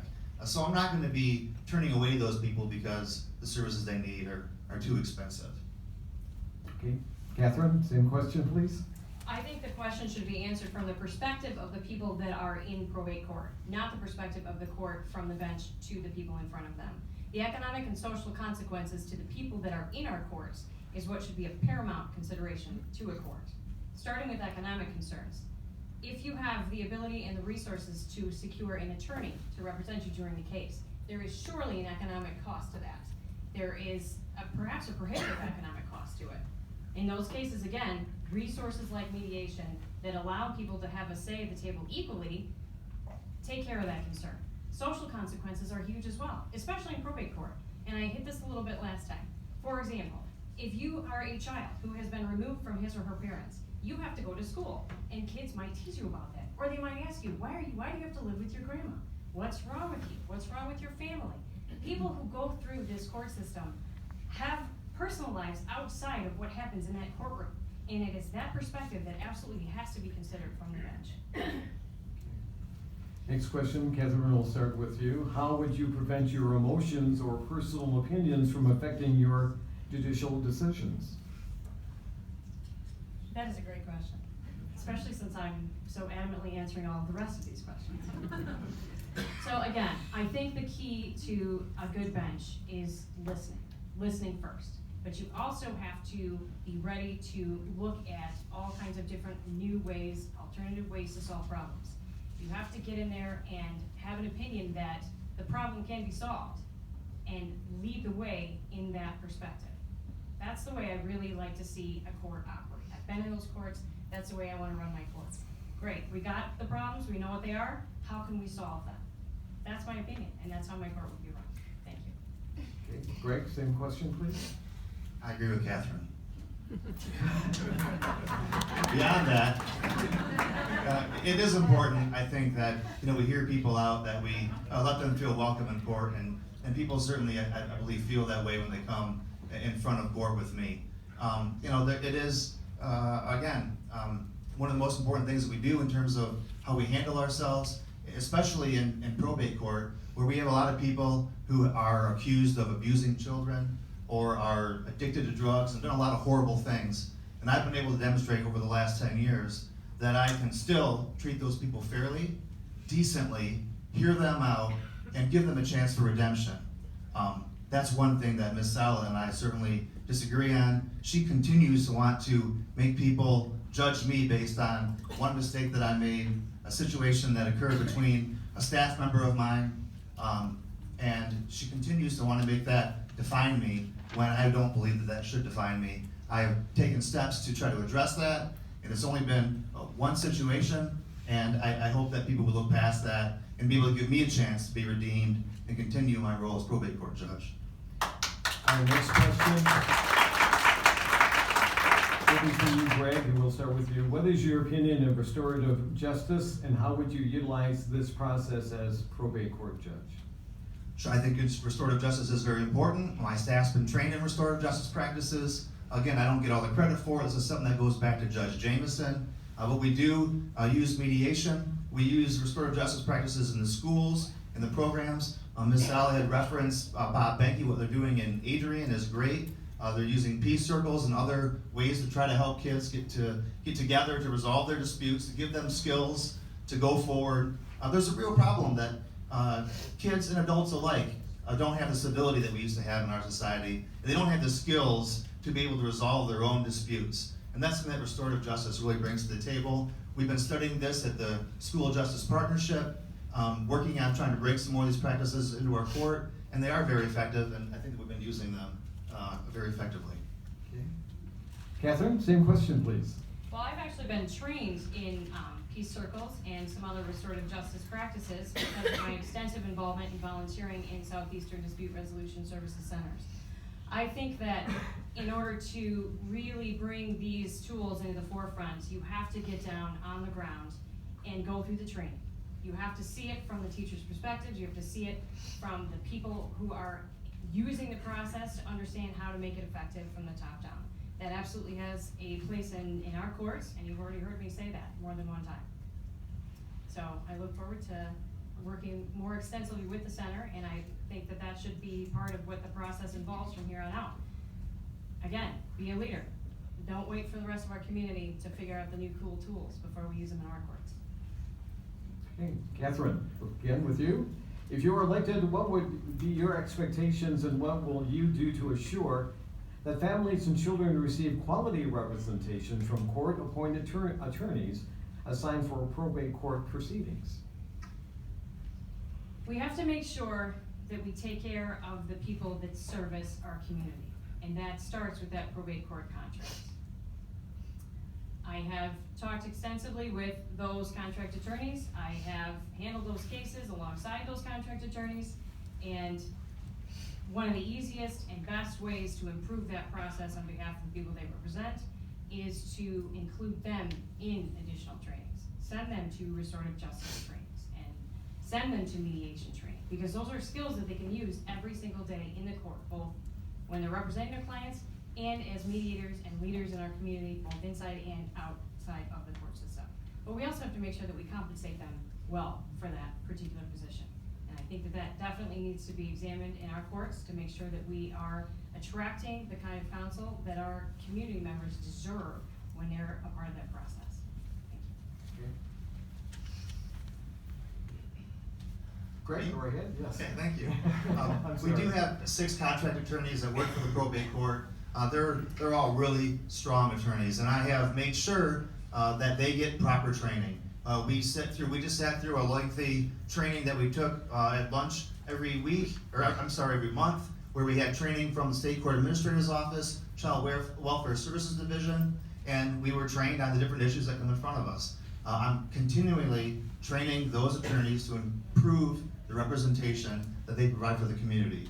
I've also been pushing to try to get them better compensation. There's been some changes in the law that require a lot more from them in terms of having to attend family team meetings and parents' rights to adjudication trials and things that are requiring more of them. So I think that they should be more fully compensated. I agree with Ms. Sala on that. But as far as training them, they are very well trained. They have a lot of opportunities to be trained. We encourage them to go to other trainings outside of our county, outside of the things that are available to them online. And I think that it really shows. I've got the best contract attorneys that we've had in probate court in a real long time. Okay. That wraps up for this time around, so we're now at to the point for the 3-minute wrap up, and we'll start with you, Gregg. Well, thank you, Dale. So again, I just wanted to try to address a couple of things with you in this wrap up. I have been doing this job for 10 years. I think that I do a good job at probate court, but what I would ask is that you don't listen to me, and you don't listen to Ms. Sala, and you don't look at my fancy website and see what's on there and expect all of that to tell you what kind of a job I do as probate court judge. There have been surveys done, those are public record. Our probate court is always the highest ranked court in the county as it relates to satisfaction of people that come in front of the probate court. Beyond that, I would encourage you to talk to my staff. My staff members, mostly female, are all very supportive of me, whether they be at the courthouse or the staff members that are over at the Morris Spear campus. I would encourage you to talk to the lawyers in town. The lawyers in town overwhelmingly support me, and they want me to continue as the probate court judge. They appreciate the hard work I put into my cases. They appreciate the time I spend listening to them, researching the law, and then giving them good decisions. So those are another one of my biggest advocates. However, I think the number one advocate that I have in the community are the people that have been in front of me. And those are the people that really support me because they know how I treat people. They know what kind of decisions they get from me. They know that when the case is done, that I'll explain to them why I decided, how I decided, and they all have that satisfaction going away. Now, I know that mediation does that for people as well, but I can do a lot of that from the bench. I'm also a member of the ADR section of the state bar, just as Ms. Sala is, and we have that same similar interest. So that's not one of the real big things you can distinguish between the two of us, but I think what you really can look at is the experience, the amount of time I've spent on the bench, the results I've had on the bench from people that come in front of me. I think that that makes a real big difference in terms of being able to differentiate the two candidates. Of course, the other thing is my life experience. I've had a family, I've been adopted, I've gone through that whole process as an infant. I've always known that I was adopted. There's no big surprise to me, and that really does give me that special connection with everyone that comes in front of me on those cases. And it gives me special interest, not only to do what I can on the bench, but to be involved in these trainings and the work I've done to try to improve the system nationally, trainings in Denver and Washington, D.C., and other conferences. It really is my passion to try to help those kids and those families. Another thing, because my dad grew up in poverty, I have a real strong passion for community service and for helping those that are impoverished. That's why Governor Schneider appointed me twice to the Commission on Community Action and Economic Opportunity. I was able to work with our state government to try to address poverty issues. I've been very much involved in the community and different organizations trying to address those issues, whether it be working with the YMCA or on the board of Neighbors of Hope or on the board of Rebicycle Lenawee, or all the other things that I've done in this community and continue to do in this community to try to help others have a better life. Thank you. Kathy and Sala, your 3 minutes, wrap up, please. I'm gonna stand up just because everybody else does. So I'm here for 2 reasons. We need a change in our process, and I'm calling for a change in leadership. Change in the process. We've covered that pretty extensively tonight. I've talked to you about the trainings that I've had. Talk to you about the experience that I've had, litigating, representing clients. It's a really important relationship to have somebody who's sitting in front of you who is in crisis, explaining what's happening to you, and you have to translate that into action, into the courtroom. You have to articulate their concerns, you have to go to bat for somebody else. That is a huge undertaking that I have been able to successfully do for the past 10 years. And I've done that by listening. I've done it by exploring every possible way to help my fellow community members during their times of crisis. We need change in the process. We need mediation available for every single case. We need a court system that is willing to respond and move forward and evolve right now with our process. It's great to do things outside of our county and with the different community groups, but the focus as a judge should be on the people in front of you and the process that you handle every single day. And that's where I want to see some really big changes made. I've talked to you in brief about the change in leadership, the call for that. It's important to evaluate that for yourself. There's a Supreme Court opinion that lays out everything that happened and why I think it's not all right to have a breach in that leadership on the bench itself. You make a mistake when you drop a bottle of water and it shatters on the way into your house. 3 years of a systematic, repeated, improper use of authority from the bench is a different level. That's something that needs to be addressed so that we can bring the focus back to making sure that we are making the changes that need to be made in our court system every day for the people that are in front of us. Thank you. Once again, and Captain Sala. Thank you so much. Coming up next, we're going to be having our candidates for state representatives to stay with us, as we'll have one more session for you as we are broadcasting from the Weber Center at the Adrian campus here in Adrian, and this is the sponsored NAACP from Lenawee County sponsoring the event. We'll be starting here in just a moment, so stay with us.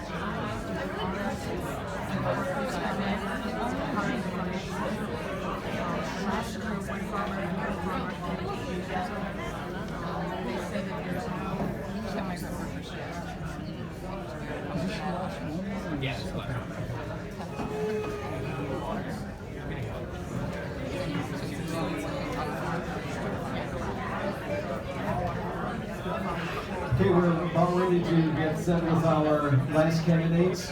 Last but not least, absolutely. So we get everybody situated again as we start our next set of candidates. Let's welcome to the panel on this session. First, the incumbent, State Representative Bronna Kahle. Thank you. And also, running against her as the other candidate, or the Democratic candidate, Amber Pedersen. Amber, welcome.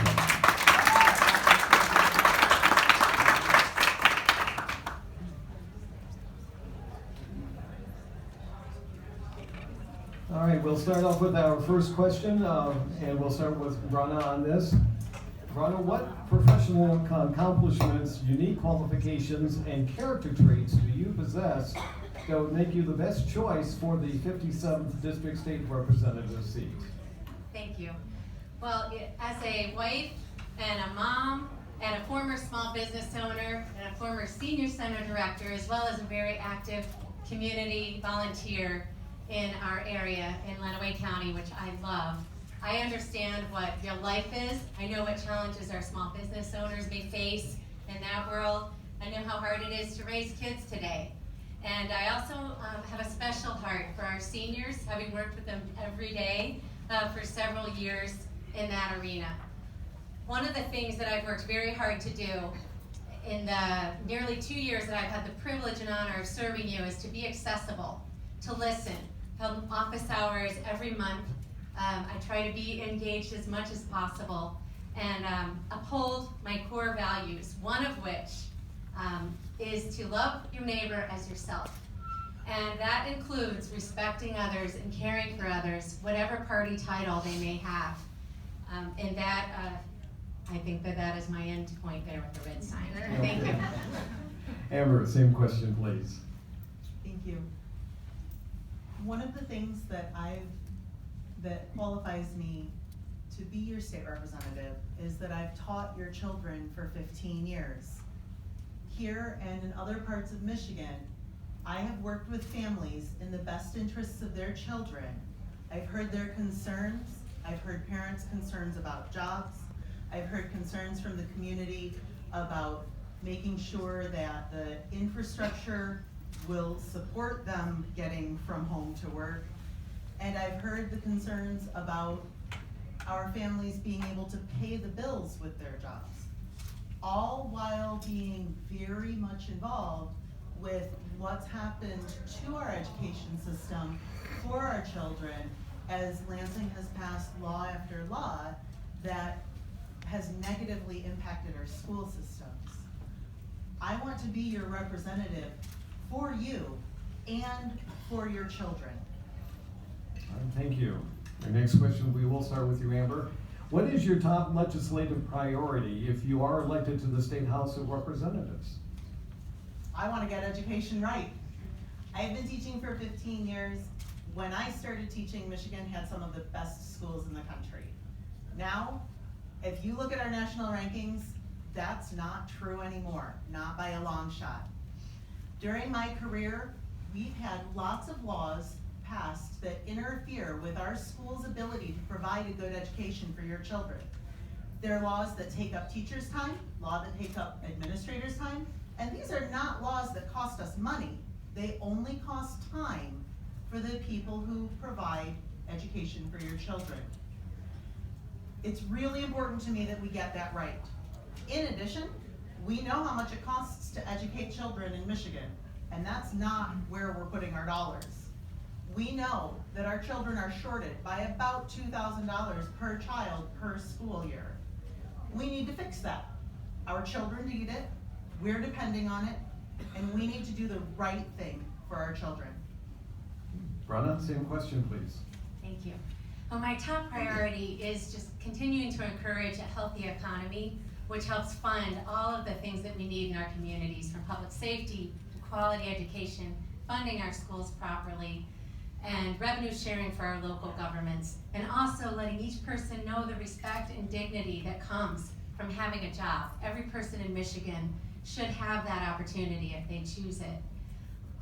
To be more specific on priorities, however, a very strong priority that I hear as I talk to people all across the county is lowering our auto insurance rates and making car insurance more affordable. I mean, you deserve lower car insurance. I hear it time and time again. Also protecting seniors and vulnerable members in our community, creating more skilled opportunities, and I've worked hard in that area. There's more work to do. And finally, investing in our local schools. I am grateful to be able to share with you that this budget year that started October 1 is investing more money in our K-12 education than ever before in the history of the state of Michigan. Thank you. Okay, thank you. Bronna, we'll start with this next question with you, and this will give you a little bit more for the both of you to talk a little bit about education. If elected, what steps will you take to support and improve the Michigan education system? Bronna? Thank you. Well, first of all, education is vitally important. Every student in Michigan should graduate from high school ready for college or career in life. I've only served a year and 10 months, but what I've learned in that year and 10 months is that our teachers deserve our utmost respect, thank you, and appreciation for their commitment to our kids. It's tough.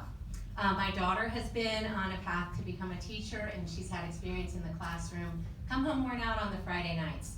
There is a lot of mandates on reporting requirements. There's a lot of situations, especially in Lenawee County and the schools that I visited. I'm grateful to have visited all of them. And that with at-risk students that really need a lot of extra help. There's funding there, but we need to do more. I support empowering our local educators, our local school boards, local parents to do what's best for their school and not the federal government, directing more resources to the classroom, emphasizing reading, and making college more affordable for those that choose to go that route. Okay, thank you. Amber, same question. I am really glad to hear discussion about restoring local rights and local conversation to school boards and to the people here in Lenawee County. Because one of the things that's happened is in Lansing, over and over again, laws have been passed that take away your rights, your school district's rights, to make the best choices for your children here in the community. So I am encouraged that both of us will work to make sure that people here in the 57th district get to have their voices heard through their school board, through their superintendents, and restoring the rights to the people of Lenawee County. In addition, we need a comprehensive education system that embraces children from cradle to career readiness.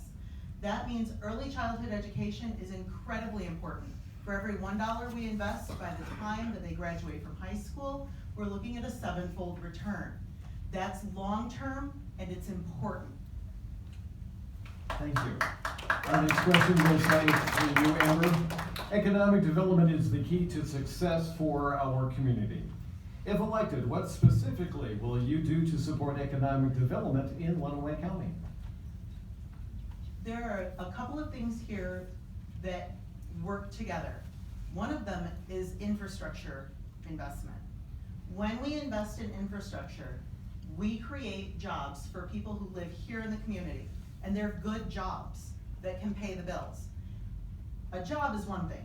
A job that pays the bills is what we all need. So investing in infrastructure gives us an opportunity for our community members to be able to pay the bills, especially if they're bridging the gap from one job opportunity to another. In addition to that, we need to make sure that we are preparing our students and our community members for for an opportunity in the trades. We have unfilled skilled trades jobs that are good jobs here in Lenawee County. We have apprenticeships where people earn no or accumulate no student debt. They get paid throughout, and they have benefits including retirement.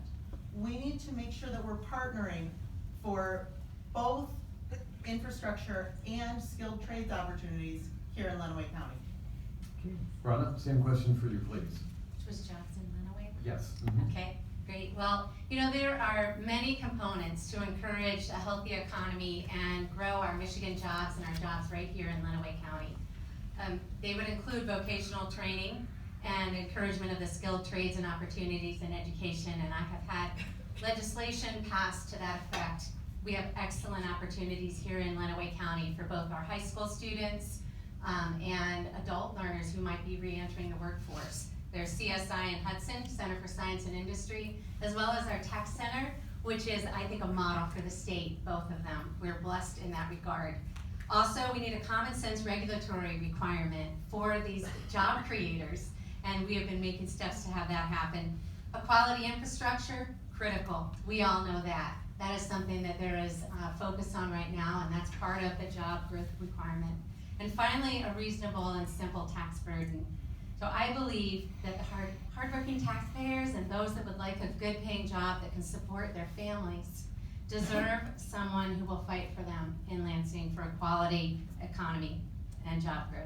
All right, thank you. Now, as I mentioned the last time I asked this question, think of your time on this one. And Bronna, we'll start with you. What is your opinion on Proposal 1, Proposal 2, and Proposal 3? And it is hard to keep that in 60 seconds or less. First of all, I think, obviously, I encourage everyone to be as informed as possible. You will be voting on those on November 6th for questions 1, 2, and 3. The first being on recreational marijuana, making that legal in the state of Michigan. Personally, I have concerns about that.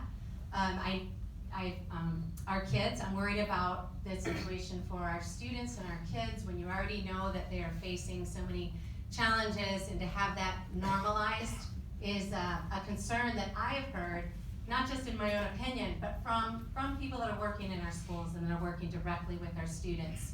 On that note too, I've talked to 6 different employers in our community here in Lenawee, and there's concern from them. They already have a hard time finding reliable and dependable employees, and they're concerned about safety in their work environment. Think about heavy equipment operators. And then finally, when it's a ballot proposal it is set in stone. It is difficult to change any portion of a ballot proposal. You need a supermajority in the legislature. And so please go, if you can read beyond just the question on that. And I didn't even get to finish the rest, sorry.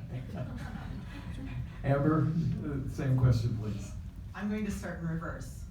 Proposal 3 promote the vote as it's known is absolutely a yes vote. Anything we can do to make voting more accessible and easier here in Michigan and across the country, it's important that we do it. Proposal 2, voters not politicians, again, is an easy yes. It's important that you, sitting here in front of me right now, or listening on the radio, have an opportunity to make your own decisions about how things make sense when you're talking about your representation. It's why you're here. It's why you're listening, because your voice should be heard. And to be a representative government, your voice should be heard at every step of the way. That's the only way that we are representing you. When it comes to proposal 1, I'm really glad that we have a chance to find out what everybody thinks about that one, honestly. Because there are both, oh, and I'm being flagged to stop. I will then. Okay. All right, Amber, this next question will start with you. Cities in Lenawee County have aging infrastructure. The city water and sewer systems are in need of repair and or replaced in most cities and townships.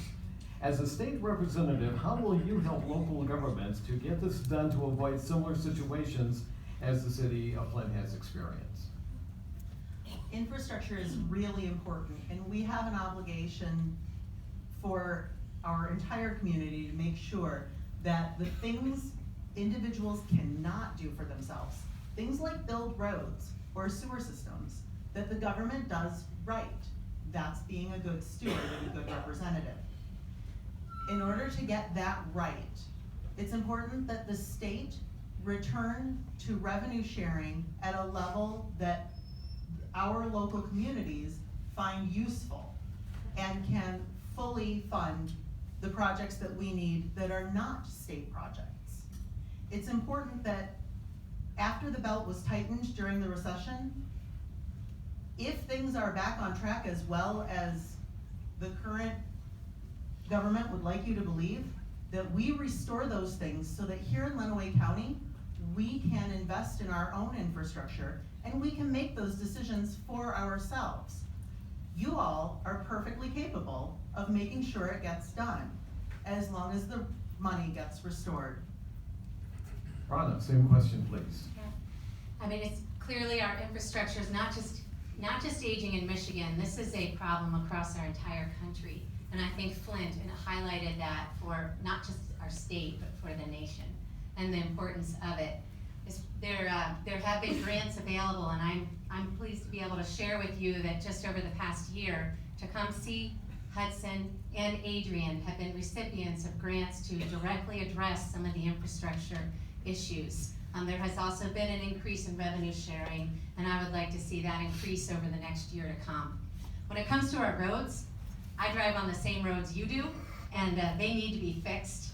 I'm happy to see a lot of road repairs all over our community. I refuse to get annoyed when I have to face a detour or am dodging around barrels. And there is more to come, because the budget that just passed and is effective October 1st will be investing $4 billion into our roads and crumbling bridges, which is a record for our state. Our next question will be starting with Bronna, and Bronna, you'll be able to expand even more on it, is what are your ideas for repairing the crumbling streets, the roads, the bridges here in Michigan?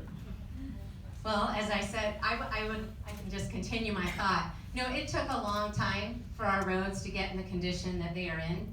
We came out of what is sometimes referred to as the lost decade. You know, we were the only state out of all 50 states to actually lose population. That translates into a lower tax base. It's exciting that people are moving back and that jobs are back. And that will help fund important things. It is the government's responsibility, like our roads. And so Michigan taxpayers do deserve to see our roads improve, and we are going to see them.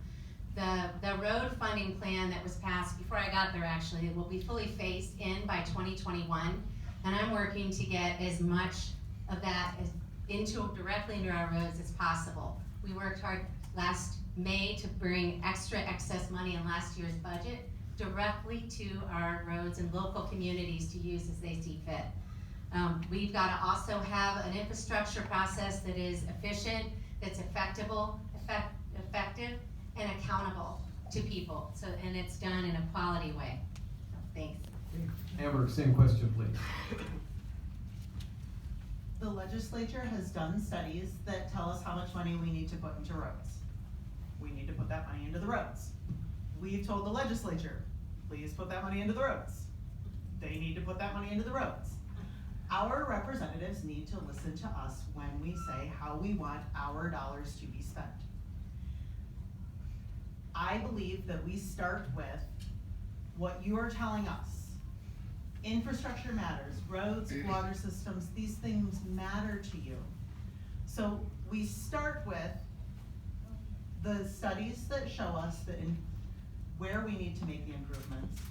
When we contract to get the work done, we hold the contractors accountable for making sure that the work is done at the budget that they quote, and that it's done in a timely fashion, and that it's done with sufficient warranty that we can come back and get any needed repairs done to it.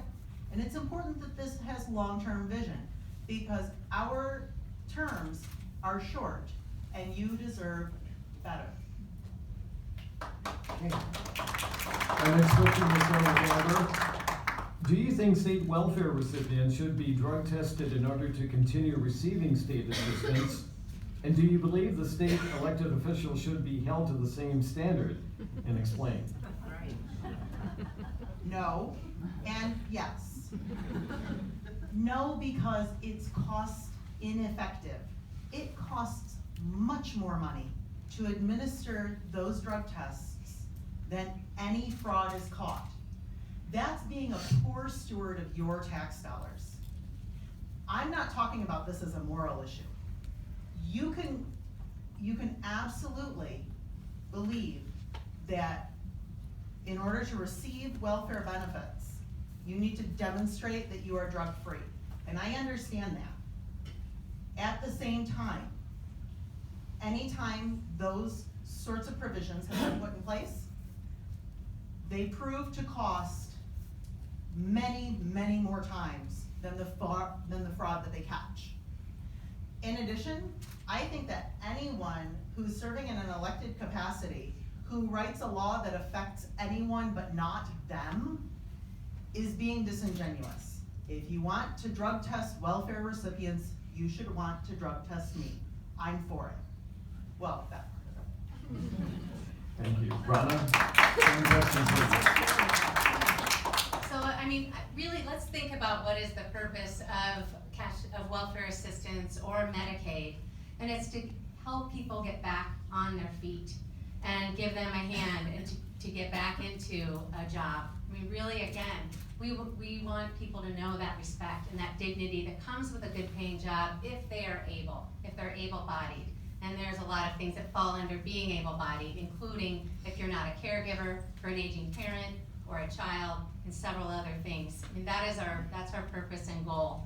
As far as being under the same standards as the laws that are passed, absolutely. I think we would all agree with that. In Michigan, you're probably aware, we have term limits. As a state representative, you have 3 2-year terms. That is for life. And so after that, you come back, and most of us will be living and working again in our communities and living under the very laws that we may have sponsored or voted for. And so I would be very open to being drug tested. And again, but let's think about what is our real purpose with providing assistance. I hope it's to give people a hand up. Okay, our next question. Bronna, we'll start with you on this one. What legislation is needed to ensure that Michigan's natural resources, especially the Great Lakes, are protected and preserved? Well, protecting our Great Lakes, our water, and our infrastructure and clean air is all important. We know that. And I will work to support our environment while also encouraging a healthy economy and job growth. You know, when we think about what I specifically do to encourage that, I would like to mention some legislation that I recently introduced, clean fuels legislation. It's related to expanding existing incentives for some of our automakers who would invest in electric vehicles, clean fuels such as natural gas for powering our vehicles. And that has been supported by several organizations around the state that are not political. This is not a political issue. This is our environment. This is making our world a better place and a safe place for our children and our children to come, while respecting the need to provide for jobs. There's a balance, it needs to be done with wisdom. But I do encourage you to look at that clean fuels legislation I just introduced. I'm excited about that. Okay, Amber? There are 5 Great Lakes, not 5 Great Lakes in Michigan. There are 5 Great Lakes. We have a responsibility to protect them. And it's important that we partner with everyone who has an interest in protecting our Great Lakes and keeping them at least at a stasis point. When we talk about invasive species coming up from the Mississippi River and looking at Asian carp, when we talk about energy pipelines and where they are in proximity to or underneath our Great Lakes, we need to make sure that any business that is profiting from our Great Lakes is also protecting our Great Lakes in such a way that we can trust them. And if they're not protecting our Great Lakes in such a way, then we need to act to make it so. We don't get a second chance with this. It's that important. Okay, thank you very much. This is going fast. So we're now into the closing remarks end of things, and that is the 3 minutes. Bronna, we'll start with you. Sure. Well, I first just want to say thank you for taking the time to listen to us this evening as we share our ideas for representing you. I'm grateful to report that I have continued to advance policies to encourage a healthy economy and grow our Michigan jobs. Respect and dignity, I've said it several times, go with having a job, and everyone in Michigan deserves that chance. My legislation to enhance training for skilled trades was signed into law, and that's providing more opportunities for our young people to go directly into a career after college or after high school if that's what they choose. And I mean a career where their professional skills are in demand and they can control their future. While balancing the budget and paying down debt, both of which are important for our future, we've still focused more resources on our top priorities, and that is including record funding for our K-12 schools. It's more dollars to fix our roads, it's revenue sharing for our local governments, and supporting necessary resources for our older adults, near and dear to my heart, specifically Meals on Wheels and in-home senior services. I have worked across the aisle and taken actions to support the vulnerable in our community. I passed legislation to fight child abuse and human trafficking, and we are working to combat the drug addiction epidemic. My resolutions supporting anti-bullying efforts, family caregivers, and Alzheimer's awareness passed the House, and I was honored, and I mean honored on a personal note as well as professional, to be the 2017 legislator to receive the Alzheimer's Champion Award, as my dad passed away about 2 years ago, almost to the day, right after this forum 2 years ago, it was the morning after. But going forward, my top priorities are lowering auto insurance. I hear it all the time, and you deserve lower car insurance here in Michigan. And it's also taking on the threat of identity theft. I will continue working to strengthen our economy and encourage job creation. And I remain focused on supporting our schools and our classrooms and our kids and skilled trades training. My priority, as I said earlier, is that every child that graduates from high school in Michigan is ready for a career, for college, and life. So as I attend meetings and events and talk to people all across Lenawee County, and I think you know, if we know each other, that it's my heart to be engaged and listen and be part of our community. Your perspective enables me to do my job of representing you and being your voice. I take that seriously. So we each care about our community, and together we can build a better future for us. With your support, I will continue carrying our Lenawee values to Lansing, solving problems, achieving results, and working hard with you and for you. So thank you very much for being here.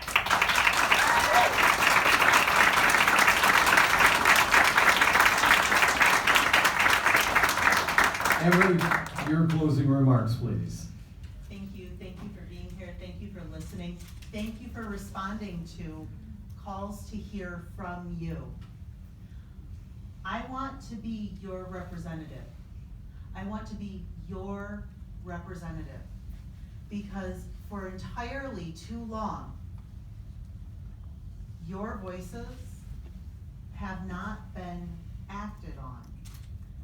We have lots of information and lots of studies that show us what people in Lenawee County and across Michigan are asking for from the legislature.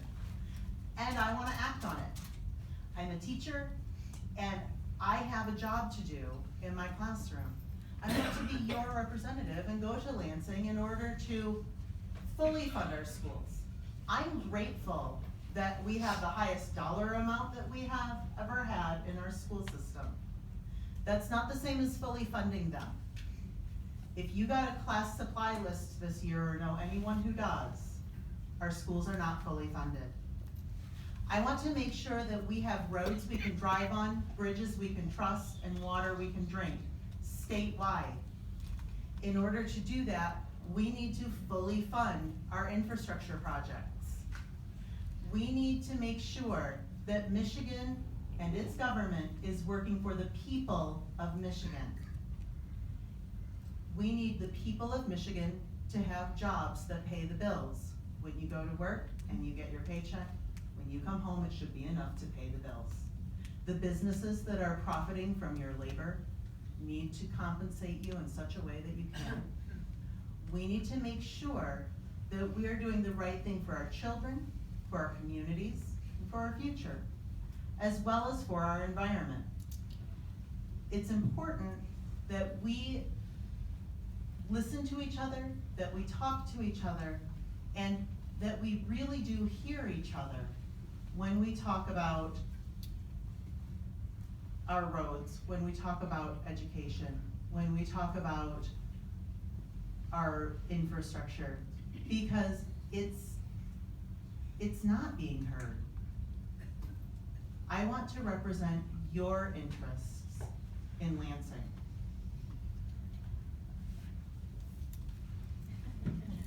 Okay, very good. Thank you very much. Our candidates are sitting over here, Amber Pedersen and Bronna Kahle. Before we leave this evening, I just want to invite the president of the Lenawee County NAACP, Jeanette Henagan. Jeanette. I'd like to thank all of you for being here, and especially the candidates who participated. I'd like to thank the Adrian and Henagan sisters for allowing us to be in their space and be your great hosts, everyone, your free drinks and cookies.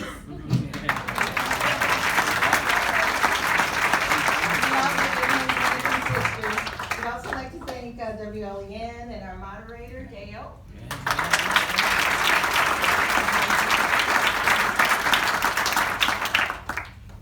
Everyone, please take this information back to someone. You may have received this. Check this out. You can find out, see your sample ballot and information and vote and who is on your ballot. So it's very important. Hand this to someone else. If you already know, give this to someone else and take someone else with you to vote. Thank you.